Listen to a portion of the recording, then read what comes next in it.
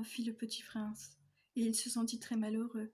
Sa fleur lui avait raconté qu'elle était seule de son espèce dans l'univers, et voici qu'il en était 5000 toutes semblables dans un seul jardin. Elle serait bien vexée, se dit-il, si elle voyait ça. Elle tousserait énormément et ferait semblant de mourir pour échapper au ridicule. Et je serais bien obligée de faire semblant de la soigner, car sinon, pour m'humilier moi aussi, elle se laisserait vraiment mourir.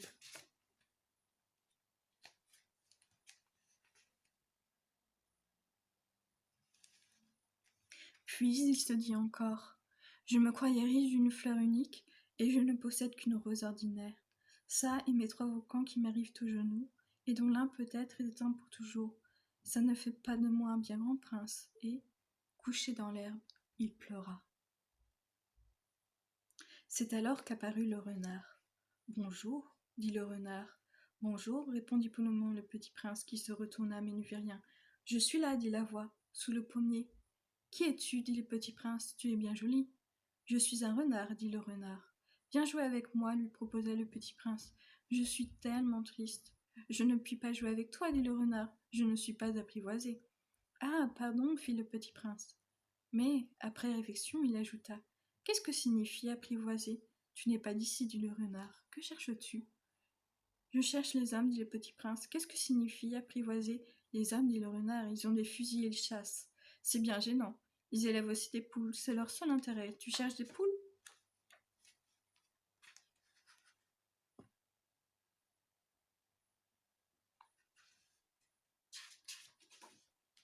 Non, dit le petit prince, je cherche des amis.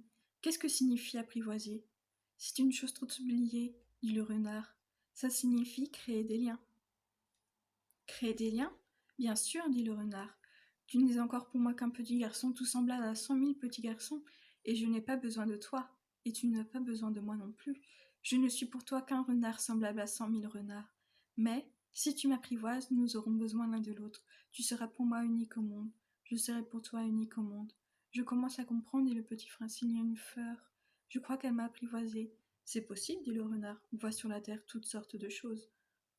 Oh, ce n'est pas sur la Terre, dit le petit prince. Le renard parut très intrigué. Sur une autre planète? Oui. Il y a des chasseurs sur cette planète-là? Non. Ça, c'est intéressant. Et des poules? Non. Rien n'est parfait, soupira le renard. Mais le renard revint à son idée. Ma vie est monotone. Je chasse les poules, les hommes me chassent. Toutes les poules se ressemblent et tous les hommes se ressemblent. Je m'ennuie donc un peu. Mais, si tu m'apprivoises, ma vie sera comme ensoleillée. Je connaîtrai un bruit de pas qui sera différent de tous les autres. Les autres pas me feront rentrer sous terre. Le tien m'appellera au terrier comme une musique. Et puis regarde, tu vois là-bas, les champs de blé? Je ne mange pas de pain. Le blé pour moi est inutile. Les champs de blé ne me rappellent rien. Et ça, c'est triste. Mais tu as des cheveux couleur d'or.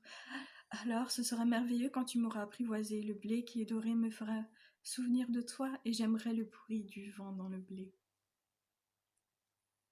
Le renard se tut et regarda longtemps le petit prince. S'il te plaît, apprivoise-moi, dit-il. Je veux bien, répondit le petit prince, mais je n'ai pas beaucoup de temps. J'ai des amis à découvrir et beaucoup de choses à connaître. On ne connaît que les choses que l'on apprivoise, dit le renard. Les hommes n'ont plus le temps de rien connaître. Ils achètent des choses toutes faites chez les marchands. Mais comme il n'existe point de marchands d'amis, les hommes n'ont plus d'amis. Si tu veux un ami, apprivoise-moi. Que faut-il faire, dit le petit prince. Il faut être très patient, répondit le renard. Tu t'assoiras d'abord un peu loin de moi, comme ça, dans l'herbe. Je te regarderai du coin de l'œil et tu ne diras rien. Le langage est source de malentendus, mais, chaque jour, tu pourras t'asseoir un peu plus près. Le lendemain revint le petit prince. Il n'eût mieux valu revenir à la même heure, dit le renard. Si tu viens, par exemple, à 4 heures de l'après-midi, dès 3 heures je commencerai d'être heureux. Plus l'heure avancera, plus je m'en sentirai heureux. À 4 heures déjà, je m'agiterai et m'inquiéterai.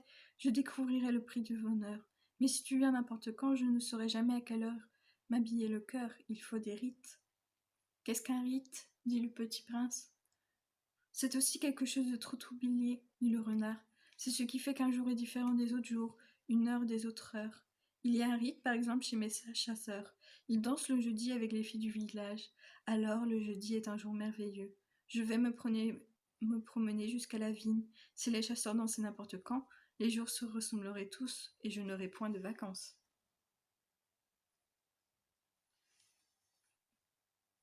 Ainsi, le petit prince apprivoisa le renard, Et quand l'heure du départ fut proche, ah, dit le renard, je pleurerai. C'est ta faute, dit le petit prince. Je ne te souhaitais point de mal, mais tu as voulu que je t'apprivoise. Bien sûr, dit le renard. Mais tu vas pleurer, dit le petit prince. Bien sûr, dit le renard. Alors tu n'y gagnes rien. J'y gagne, dit le renard, à cause de la couleur du bleu. À cause de la couleur du blé.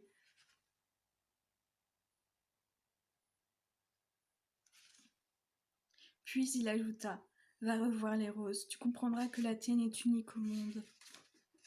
Tu reviendras me dire adieu, et je te ferai cadeau d'un secret. Le petit prince s'enfuit revoir les roses. Vous n'êtes pas du tout semblable à ma rose. Vous n'êtes rien encore, leur dit-il. Personne ne vous a apprivoisé et vous n'avez apprivoisé personne. Vous êtes comme était mon renard. Ce n'était qu'un renard semblable à 100 000 autres. Mais j'en ai fait mon ami, et il est maintenant unique au monde. Et les roses étaient gênées.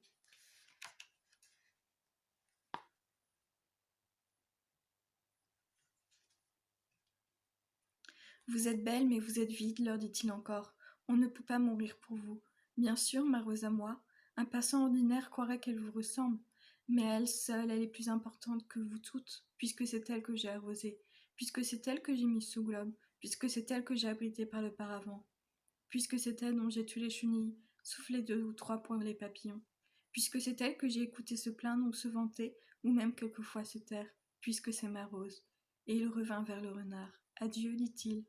Adieu, dit le renard. Voici mon secret. Il est très simple. On ne voit bien qu'avec le cœur. L'essentiel est invisible pour les yeux. L'essentiel est invisible pour les yeux, répéta le petit prince, afin de se souvenir. C'est le temps que tu as perdu pour ta rose qui fait ta rose si importante. C'est le temps que j'ai perdu pour ma rose, fit le petit prince, afin de se souvenir. Les hommes ont oublié cette vérité, dit le renard, mais tu ne dois pas l'oublier. Tu deviens responsable pour toujours de ce que tu as apprivoisé. Tu es responsable de ta rose. Je suis responsable de ma rose, répéta le petit prince, afin de se souvenir.